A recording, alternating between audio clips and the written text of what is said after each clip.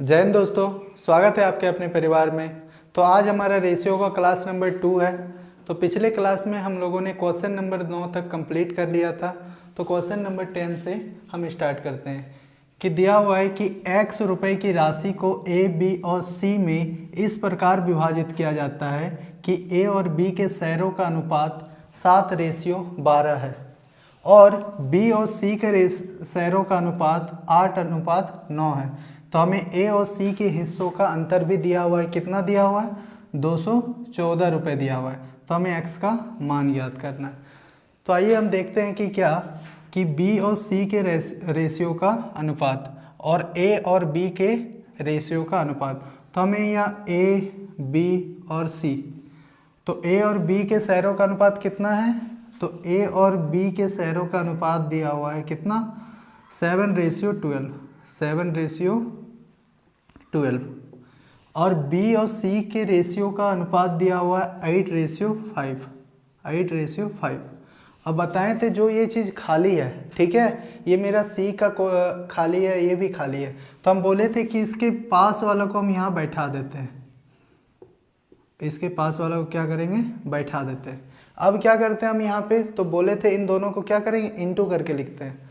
तो 7 8 56, 12 8 96 और 12 5 60।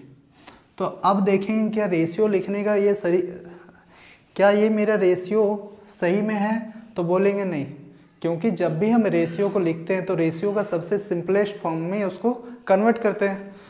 तो अगर हम बात करें कि ये सब किससे कटेगा, तो बोलेंगे ये सभी 4 से कटेगा। तो ये 14 बार में, ये 24 बार में और ये 15 बार में, ठीक है। तो ये मेरा सबसे सिंपलेस्ट फॉर्म हो गया ये रेशियो। और क्या बोल रहा है? कर रहा है कि a और c के हिस्सों का अंतर 214 रुपये है। तो ये जो 214 रुपये है ये मेरा a और c के अंतर है। तो a और c का अंतर कितना है? तो बोलेंगे 1 रुपये का। और क्या बोल रहा है? हमें x का वैल्यू निकालना है। तो x का वैल्यू क्या बोल रहा है? सबसे फर्स्ट लाइन में क्या बोल रहा है कि ए सम ऑफ रिज x is divided among a, b and c। तो हम ये a, b और c तीनों को जोड़ के लिखेंगे, तीनों को जोड़ के लिखेंगे। तो 15, 5 4 9 4 13, 1 2 3 4 और 1 5, ये 53 का वैल्यू। तो इन दोनों को इंटू कर देंगे तो ये हमारा आंसर आ जाएगा। तो इंटू करते हैं, तो इन दोनों को इंटू कर देते हैं हम लोग, ठीक है।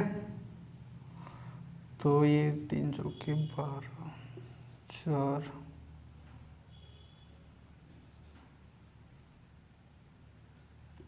तो ये आएगा 11,342। कितना आएगा?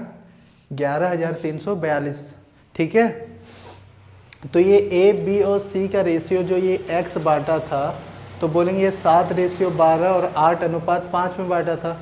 जो जिसके सामने उसके सामने बैठा दिए, दोनों को इंटू करके हम इसके सबसे सिंपलेस्ट फॉर्म में इसको ले आए। और ये जो 214 रुपये था ये मेरा a और c का क्या था? डिफरेंस था। हमें निकालना था x का वैल्यू, तो x का वैल्यू इन तीनों को जोड़ के लाएंगे, ठीक है। तो कितना आएगा? 11,342 आएगा, ठीक है। तो अगला क्वेश्चन करते हैं हम लोग। तो क्वेश्चन नंबर 11 क्या बोल रहा है कि the seat of mathematics, English and chemistry, ठीक है, मैथमेटिक्स, इंग्लिश एंड केमिस्ट्री का सीट दिया हुआ है एक स्कूल में। तो उसका रेशियो दिया हुआ है 6:4:7।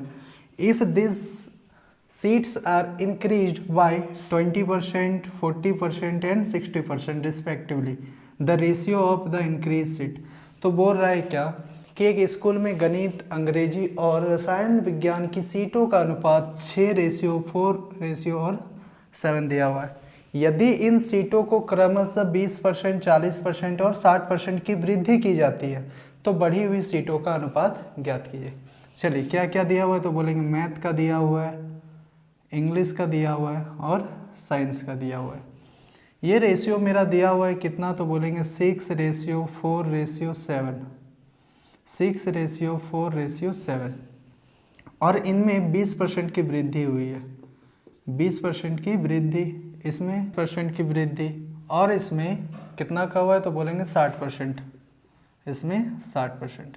तो देखो जब भी ऐसे रेशियो में दिया हुआ है कि इंक्रीज हुआ है और ऊपर में मेरा 6, 4, 7 या सिंगल डिजिट में कोई भी नंबर रहे तो हम उसमें 1 0 बढ़ा सकते हैं, 2 0 बढ़ा सकते हैं, ठीक है, इसमें कोई अंतर नहीं होगा कि इसमें अगर हम 1 जीरो बढ़ा देते हैं, इसमें हम 2 जीरो भी बढ़ा देते हैं। ठीक है, अब देखो हम 60 का 20% निकालेंगे, 60 का 20%, तो कितना हो जाएगा, तो बोलेंगे 60 गुना 20 लिखेंगे और बट्टे में कितना हो जाएगा, तो बोलेंगे 100, परसेंट हट जाएगा तो बट्टे में 100, 1 जीरो से 1 जीरो, 1 जीरो से 1 जीरो, तो 6 दूना 12, मतलब इसमें 12 सीट का इंक्रीज़ होगा, तो 60 में 12 का इंक्रीज़ तो कितना हो जाएगा, 72। फिर इसमें अगर हम 40 का 40% निकालेंगे तो 16 सीट का इंक्रीज़ होगा, तो 40 में 16 जोड़ेंगे तो कितना हो जाएगा, तो बोलेंगे 56 सीट। उसी तरह अगर हम 70 का 60% निकालेंगे तो 1 जीरो से 1 जीरो कैंसिल, 7 का 6 गुना 42, तो 42 सीट इंक्रीज होगा, तो 70 में 42 जोड़ दो तो कितना हो जाएगा, 112 हो जाएगा।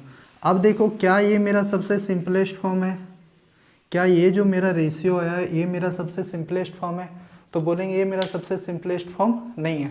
तो ये देखो ये किससे कट सकता है, तो बोलेंगे ये सभी 4 से कटेगा, कितना से कट जाएगा, तो बोलेंगे 4 से कटेगा, तो 4 से काटेंगे तो ये 4 का 1 गुना 4, 3 उधर गया, 4 का 8 गुना 32, 4 से काटेंगे 14 बार में, 4 से काटेंगे तो 4 दूना 8, 4 अठे 32, फिर ये देखो पूरा 2 से कट जाएगा, तो 2 का 9 गुना 18, 2 का 7 गुना 14 और 2 का 2 एके 2, 2 चौके 8, तो ये मेरा सबसे सिंपलेस्ट फॉर्म हो गया 9:7:14। अब ये किसी से नहीं कटेगा, तो ये मेरा सबसे सिंपलेस्ट फॉर्म हो गया और इंक्रीज सीट भी हो गया। हमें क्या निकालना था, द इंक्रीज सीट इज, तो ये मेरा इंक्रीज सीट हो गया। ठीक है, तो आगे हम क्वेश्चन को बनाते हैं। अब 12 क्या है कि यदि ए और बी का रेशियो 2:3 है, बी और सी का रेशियो 4:5 है और सी और डी का रेशियो 6:7 है, तो हमें ए बी सी और डी सभी का रेशियो निकालना है। तो पिछले क्लास में हम लोगों ने देखा था कि जो क्वेश्चंस था उसमें ए बी और सी का रेशियो पूछ रहा था, इसमें ए बी सी और डी का रेशियो पूछ रहा है। ठीक है, तो जो रेशियो दिया हुआ है उसको रेशियो में बैठाओ पहले, कि ये दिया हुआ है 2:3, ये दिया हुआ है बी सी कितना दिया हुआ है, तो 4:5, ये सी और डी कितना दिया हुआ है, 6:7। आप देखो कि बाकी मेरा जो है वो सब खाली है ना, तो बोले थे जो जिसके पास बैठा हुआ है उसको बैठा दो, तो यहाँ 4 है तो इसके ऑपोजिट में 4 बैठाओ, जैसे ये 6 है तो यहाँ भी 6 होगा और यहाँ भी 6 होगा, जैसे ये 5 है तो यहाँ भी क्या हो जाएगा, 5 हो जाएगा, जैसे ये 3 है तो यहाँ भी क्या हो जाएगा, 3 हो जाएगा। तो ये रेशियो लिखने का हमें तरीका मिल जाता है। ठीक है, कि जो जिसके पास में उसको बैठा के हम रेशियो लिख लेते हैं। अब यहाँ पे क्या करते हैं, हम दोनों सबको इंटू करते हैं, तो 5×3 = 15 से तो 105 हो जाएगा, 5×3 = 15 छक 90 हो जाएगा, 4×3 = 12 छक 4×3 = 12 12 छक 72 हो जाएगा, और 4×2 = 8 8 छक 48 हो जाएगा। अब देखो क्या ये मेरा सबसे सिंपलेस्ट फॉर्म है, तो बोलेंगे ये मेरा सबसे सिंपलेस्ट फॉर्म नहीं है, तो बोलेंगे ये सभी किससे कटेगा, तो काट के देखते हैं किससे कटेगा पहले। तो देखो अगर हम देखें तो ये 3 से जाएगा, ये भी 3 से जाएगा, ये भी 3 से जाएगा और ये भी 3 से जाएगा, तो काटते हैं। 16×3 = 48, 3 का 2 गुना 6, 3 का 4 गुना 12, 3 का 30, 3 3 9, 3 5 15, तो ये मेरा सबसे सिंपलेस्ट फॉर्म हो गया। तो यहाँ ए बी और सी और डी का हमें रेशियो मिल गया। अगर किसी का भी रेशियो निकालना हो, अगर ए बी का रेशियो दे दिया, बी सी का रेशियो दे दिया, सी डी का रेशियो दे दिया, तो हमें ए बी और सी और डी का भी रेशियो क्या, अगर हमें कितना भी रेशियो दे दिया तो हम उसका वैल्यू निकाल सकते हैं इसकी मदद से, कि जो जिसके पास में वो उसका वैल्यू है। ठीक है, अगर जो खाली है तो फिर उसके ऑपोजिट वाला को हम वहाँ लिख देंगे। ये क्वेश्चन देखो क्या बोल रहा है, the ratio of the price of A and B is 5:9। A और बी का प्राइस दिया हुआ है, कितना दिया हुआ, 5:9, और सी एंड डी का भी रेशियो दिया हुआ है कितना, 24:13। तो द प्राइस ऑफ सी दिया हुआ है, सी का वैल्यू दिया हुआ है, कितना दिया हुआ है प्राइस, 1500 रुपये, मोर देन बी। तो देखो यहाँ पे क्या बोल रहा है कि ए और बी का रेशियो दिया हुआ है कितना, 5:9, और सी और डी का भी रेशियो दिया हुआ है कितना बोलेंगे, तो 24:13। क्या बोल रहा है कि सी की कीमत बी की कीमत से 1500 अधिक है, तो बी की कीमत से कितना अधिक है, तो बोलेंगे 1500 रुपये। तो ये जो 1500 रुपये अधिक है तो ये 1500 रुपये कम भी होगा, ये 1500 रुपये कम भी होगा। अब देखो क्या है, डी की कीमत 1300 है, इस डी की कीमत 1300 दिया हुआ है, तो हमें ए का मूल्य ज्ञात करना है। तो देखो किसी का भी वैल्यू दिया हुआ रहेगा ना, तो हमें कोई भी वैल्यू हम निकाल सकते हैं, ये बहुत ही आसान है। तो अगर बात करें देखो बाबू कि डी का वैल्यू 1300 है, मतलब डी का ये कितना है, तो बोलेंगे 13 यूनिट है, 13 यूनिट का मान 1300, तो 1 यूनिट का मान कितना 100। जब 1 यूनिट का मान 100 तो 24 यूनिट का मान 2400 रुपये हो जाएगा। कितना हो जाएगा 2400। जब 24 यूनिट का मान 2400 तो 9 यूनिट का मान कितना हो जाएगा, तो बोलेंगे 900। जब 9 यूनिट का मान 900 तो 5 का कितना हो जाएगा 500। तो देखो ये कितना आसान तरीका से निकल गया ए का वैल्यू। तो ए का वैल्यू कितना हो जाएगा, तो बोलेंगे 500 रुपये। कितना हो जाएगा 500 रुपये। ठीक है, और एक बार इस क्वेश्चन को समझा देते हैं कि ये जो डी का वैल्यू दिया हुआ है ये 1300, तो ये 13 यूनिट का मान 1300 है। ये जो 13 यूनिट का मान कितना दिया हुआ है 1300 दिया हुआ है, तो 1 यूनिट का मान कितना हो जाएगा, तो बोलेंगे 100 रुपये। 1 यूनिट का मान कितना हो गया, तो बोलेंगे 100। जब 1 यूनिट का मान 100 तो 24 यूनिट का मान 2400, 9 यूनिट का मान 900 और 5 यूनिट का मान 500। तो इसको भी हम बहुत ही आसान तरीक़ा से बनाए हैं। तो ऐसे ही क्वेश्चंस आपको देखने को मिलेंगे एग्ज़ाम में। ठीक है, तो इन क्वेश्चनों का 2 से 3 बार प्रैक्टिस करेंगे तो ही हमें समझ में और भी बेहतर ढंग से आ जाएगा। ठीक है, तो आगे हम क्वेश्चन को करते हैं। 14 की बात करें तो P और Q के I का अनुपात 1:2 है और Q और R का अनुपात 3:2 है। यदि P के I का 1/3,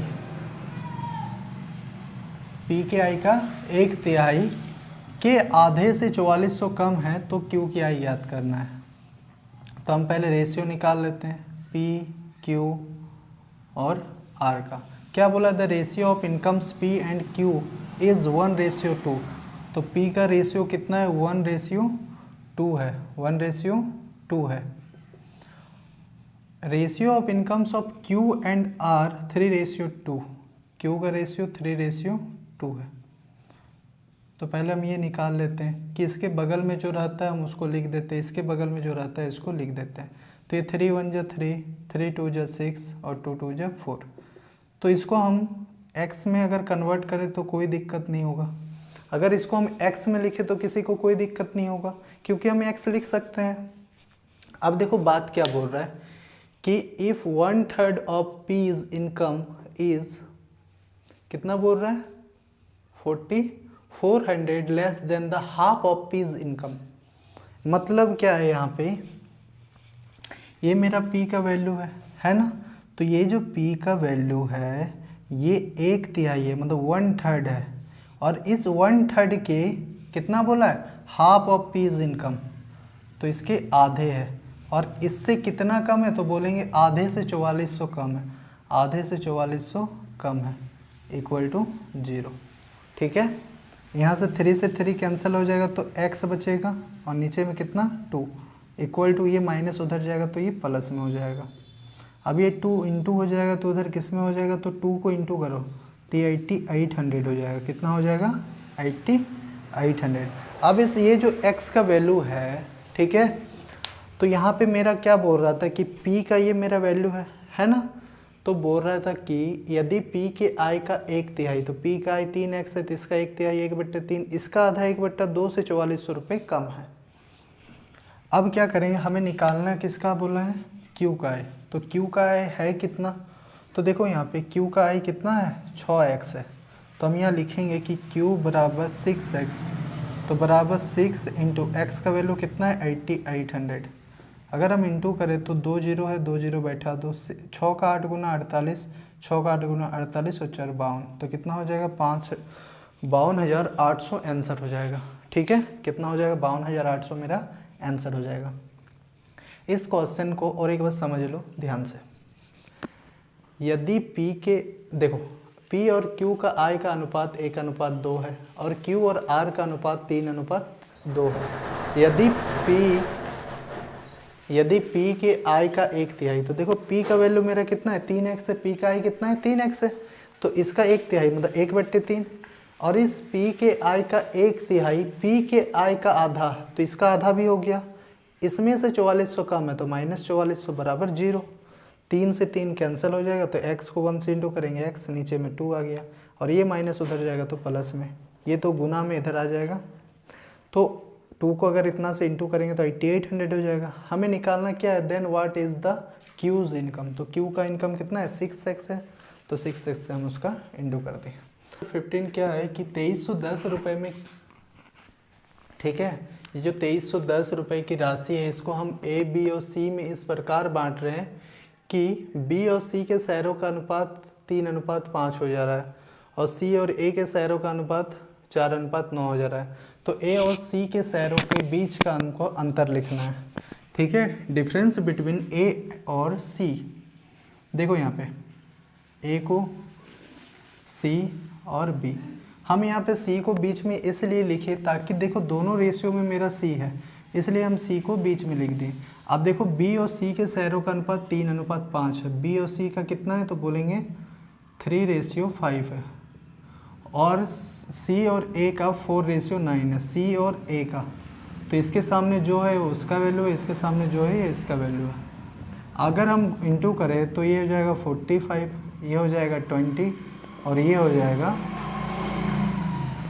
12।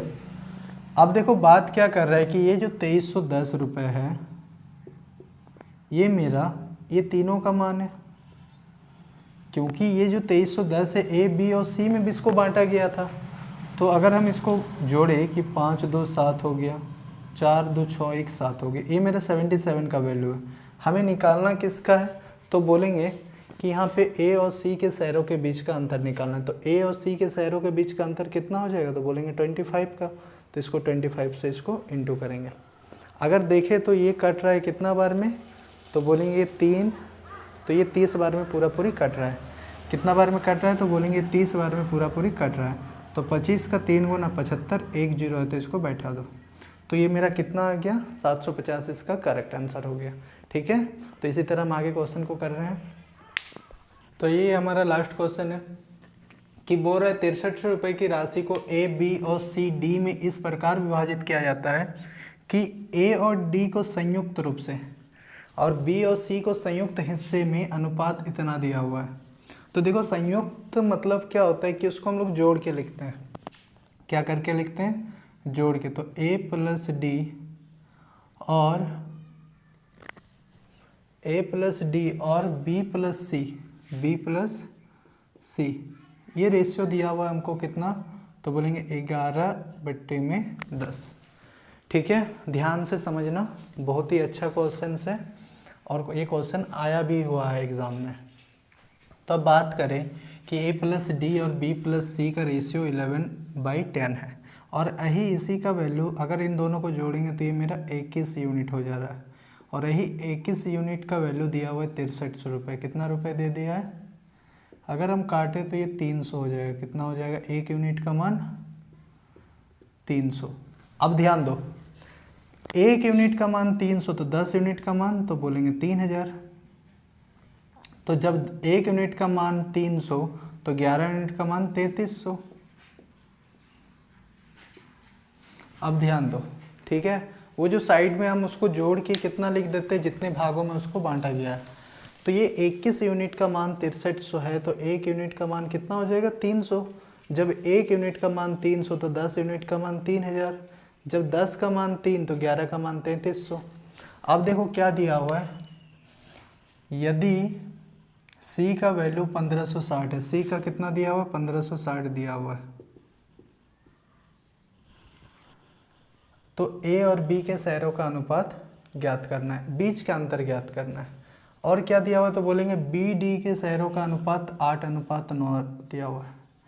B और D का अनुपात कितना दिया हुआ, 8:9। अब ध्यान दो, यहाँ पे हमको C का दिया हुआ है और ये 10 दिया हुआ है। क्या अगर हम इसको इससे माइनस कर दे तो B का नहीं निकलेगा, तो बोलेंगे एकदम निकलेगा। अगर इसमें इसको माइनस करें तो कितना मिलेगा, 1440 रुपये मिल जाएगा। तो यहाँ बी का वैल्यू कितना हो गया 1440। ये 9 इधर आ जाएगा तो इनटू में हो जाएगा, ये 8 डिवाइड में हो जाएगा, इक्वल टू में कितना को लिखेंगे डी को। अगर हम काटे 8 से तो ये 8 का 1 गुना 8, 6 इधर गया 8 का 8 गुना 64 0। तो अगर हम 9 को इससे गुना करें तो 9 का 8 गुना 72, 9 का 1 गुना 9, ये हो जाएगा मेरा 1620। तो डी का वैल्यू कितना हो जाएगा 1620। तो डी का वैल्यू जब 1620 है तो अगर इसमें से इसको घटाएं तो ये मेरा कितना निकल जाएगा, तो बोलेंगे ये मेरा 1680 रुपये निकल जाएगा। कितना निकल जाएगा 1680 रुपये।